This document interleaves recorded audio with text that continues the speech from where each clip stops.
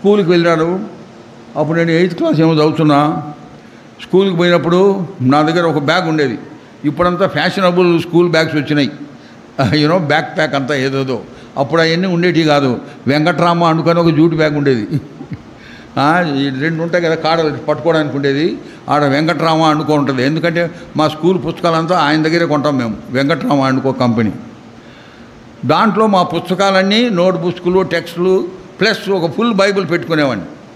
స్కూల్కి వెళ్ళేవాడిని. నేను ఎందుకు ఇది చెప్తున్నానంటే, క్రైస్తవురాలు అయితే ఇది చేస్తావు నువ్వు. ఎందుకంటే నీ ఆసక్తి దేవునిలో ఎంతగానో విపరీతమైపోద్ది. నీకు ఏది కనబడదు ఈ లోకంలో యేసుప్రభు ఒక్కడే నీ మనసులో ఉంటాడు. You will be possessed of him. ఆయనతో నువ్వు ఎంతో దగ్గర సన్నిహిత సంబంధం కలిగి ఉంటావు. ఆ విధంగా నేను స్కూల్లో ఉండి, అంతకుముందు కొద్దిగా లీజర్ దొరికితే ఫుట్బాల్ ఆడడానికి వెళ్ళేది, తొండ్ర పనులన్నీ చేసేది. ఇప్పుడు మారు మనసు పొందిన తర్వాత సమయం దొరికితే చాలు, ఏ క్లాస్ అయితే ఖాళీగా ఉంటుందో ఆ క్లాస్ రూమ్లోకి పోయి ఒక మూల కూర్చొని బైబిల్ చదువుకునేవాడిని. అది మా పిల్లలంతా గమనించినారు. అరే ఇదేంది వీడు ఇట్లా చేస్తున్నాడే అని చెప్పి అంతా ఒక ప్రాపకాండ చేసినాడు. ఏంటంటే సింహాద్రిపురం డాక్టర్ మేనల్లుడు, అది నా పేరు, సింహాద్రిపురం డాక్టర్ మేనల్లుడు పిచ్చోడు అయిపోయినాడు అని వార్తలు ప్రకటించినాడు. అందరూ చెప్పుకుంటా ఉన్నారు పిచ్చోడు అయిపోయినాడు అని. మా హెడ్ మాస్టర్ నన్ను పిలిచినాడు. హెడ్ మాస్టర్ పిలిచి, ఏం రా నీకు పిచ్చి పట్టిందంటనే అన్నాడు. అంటే నేను బైబిల్లో నుంచి, నా బ్యాగ్లో నుంచి బైబిల్ తీసినాను చెప్పడానికి. బైబిల్ తీస్తాను, బైబిల్ చూసి అన్నాడు, ఓహో ఈ పిచ్చి పట్టిందా నీకు అన్నాడు. అంతే, ఇంకా నన్ను ఏం ప్రశ్నించలే. అరే పోయి చదువుకోపోరా అన్నాడు. ఆ విధంగా సింహాద్రిపురంలో నేను చదువుకున్నాను, కడప జిల్లాలో. అప్పుడు ఎందుకంటే నేను చెప్తున్నాను, క్రైస్తవుడు అయితే నీ యొక్క ఆసక్తి ఎంతగానో ఉంటుంది. నేను నేర్చుకున్నది, నేను అనుభవించినది ఇతరులు కూడా చెప్పాలి, ఎంతో ఆసక్తి. అట్లా నేను రెగ్యులర్గా చేస్తూ ఉంటే ఒక 2 సహోదరులు, ఒక ఆయన చింతామణి, ఇంకొక ఆయన వెంకట్రామయ్య, వాళ్ళిద్దరూ వచ్చి నన్ను కలిసినారు. నాకంటే సీనియర్ స్కూల్లో వాళ్ళు వచ్చి, అయ్యా మేము కూడా మారుమనసు పొందినాము, కానీ భయం చేత మేము బయటపడలేదు, మా ఇంట్లో వాళ్ళు ఇంకా మారుమనసు పొందలే, మేము మారుమనసు పొందినామని చెప్పినారు. ఐ వాజ్ వెరీ హ్యాపీ, నాకు తోడు దొరికినారని. ఇంకా మేము ముగ్గురం కలిసినాం. నేను ఒక 3 మైల్స్ పాతపల్లి అని ఒక జగం, అక్కడ ఉండేవాడు మా మామ. అక్కడికి నేను నడిచిపోవాలి చాలలో పడి. అట్లా పోయేటప్పుడు వాళ్ళు సగం దూరం వరకు వచ్చేవాళ్ళు. ఆడొక మర్రి చెట్టు ఉండేది, అరుగు ఉండేది చేలల్లో. అక్కడ మేము కూర్చొని ఒక అరగంట గంట సేపు వాక్యం చదివి ప్రార్థన చేసేవాళ్ళం. వాక్యం చెప్పడం ఎట్లా తెలియదు, ఊరికి ఎక్స్పీరియన్స్. దేవుడు నన్ను ఎట్లా రక్షించినాడు, ఎట్లా నేను పాటలు పాడేవాడిని, సువార్త ఇట్లాంటివన్నీ చెప్తే వాళ్ళు కూడా ఎంకరేజ్మెంట్ అయ్యి మేము ముగ్గురం ప్రార్థన చేసి వాళ్ళు అటు వెళ్తే నేను ఇటు వెళ్ళిపోయేవాడిని.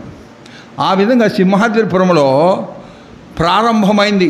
అది నాంది ప్రస్తావన ఏంటంటే, ఇప్పుడు అసెంబ్లీ ఉంది అక్కడ సింహాద్రిపురంలో.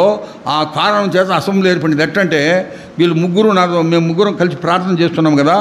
అప్పుడు నేను ఇంటికి పోయి మా మామకు చెప్పినప్పుడు, ఆయన కూడా మారుమనసు పొందినాడు, డాక్టర్ జీవరత్నం. ఆయనకు చెప్పినాను, మామ 2 ఉన్నారు, వాళ్ళు కూడా మారుమనసు పొందినారు, వాళ్ళు నన్ను కలుస్తున్నారు, వై కాంట్ మీట్ దెమ్ అంటే ఆయన వచ్చినాడు. ఒకరోజు వచ్చి వాళ్ళని కలిసినాడు. వాళ్ళ ద్వారా ఇంకొకరిని కలిసినాం. ఒక గ్రూప్ తయారైంది, విశ్వాసాల గ్రూపు. దెన్ ప్రార్థన చేసి బక్సింగ్ గారికి చెప్పి అక్కడ టేబుల్ పెట్టించినాం. బక్సింగ్ గారు బందర్ శామ్యుల్ని, పీటర్ని, కొంతమందిని అక్కడ సేవకులుగా పంపించినారు. అప్పుడప్పుడు వాళ్ళు టేబుల్ స్టార్ట్ చేసినారు. That is the beginning of ministry in Simhadripuram. కొన్ని సంవత్సరాల క్రితం నేను దేవుని సేవకుడుగా హెబ్రోన్లో ఉన్నప్పుడు నన్ను సేవకుల మీటింగ్కి సింహాద్రిపురంకి పిలిచినారు. నాకు ఎంతో ఆనందమైంది. నేను అక్కడే కదా ఇది చేసింది, ఇప్పుడు పోతున్నాను కదా అని చెప్పి నేను వాక్యం చెప్తూ సాక్ష్యం చెప్పేటప్పటికి చాలామంది ఆశ్చర్యంగా నన్ను చూస్తున్నారు.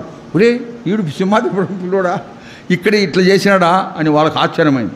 సో ఆ విధంగా దేవుణ్ణి నమ్ముకున్నవారు, యేసు ప్రభువును అంగీకరించిన వారు సాక్షులముగా ఉంటాం. మనం సాక్ష్యం ఉండాలి మనకు. అర్థమైందండి? నీ సాక్ష్యం ఏది? ఆ పాట విన్నారు ఎప్పుడన్నా? అది నేను సేవకు వచ్చే ముందు దేవుడు ఇచ్చిన పాట నాకు అది. ఆ విధంగా దేవుడు నన్ను ఛాలెంజ్ చేసినాడు. వచనం పాడదాం. వచనం కాదు, ఓన్లీ కోరస్. నీ సాక్ష్యము ఏది, నీ బలి అర్పణ ఏది, నీ సాక్ష్యము ఏది, నీ బలి అర్పణ ఏది. ప్రభు యేసుని స్వీకరించి ఆగు చేసేదవేళ, ప్రభు యేసునంగీకరించి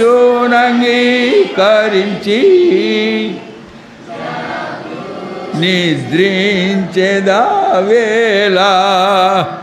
మేలుకో రెమ్ము, మేలుకో లెమ్ము, రారమ్ము విశ్వాసి, నీ సాక్ష్యము ఏది, నీ బలి అర్పణ ఏది.